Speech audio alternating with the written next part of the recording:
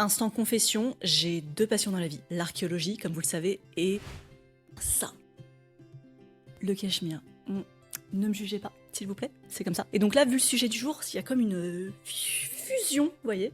Je vais vous parler du cachemire gaulois. Grâce au compte de Lucius Gellius, qui fait de la veille archéologique sur les réseaux, voilà, vous pouvez le suivre si vous avez envie d'en savoir plus, eh bien j'ai découvert qu'il y a dans les collections du musée de Lattara, à côté de Montpellier, un fragment de tissu en cachemire qui date du 5e siècle avant Jésus-Christ, c'est complètement fou. Conservé grâce à son immersion permanente dans un puits du site, ce morceau de tissu est une trouvaille absolument exceptionnelle. Je ne pourrais sans doute jamais l'avoir dans ma collection, mais écoutez, que voulez-vous. Pour rappel, la laine de cachemire est produite par des chèvres originaires des hauts plateaux du Tibet, donc cela prouve l'ancienneté des contacts avec l'Asie, ce qu'on appelle en fait la route de la soie. Dès l'âge du fer, il y avait des réseaux de commerce sur plusieurs milliers de kilomètres pour importer des matières fabuleuse. La précieuse soie chinoise et donc le cachemire. Les archéologues qui ont étudié l'objet pensent que la laine a été importée brute, puis a été teintée et tissée sur place. Vraiment, ça devait constituer un vêtement très prestigieux, puisque cette laine extrêmement douce, nous l'avons déjà dit, devait trancher très nettement avec celle bien plus grossière qui était produite sur place. Non mais,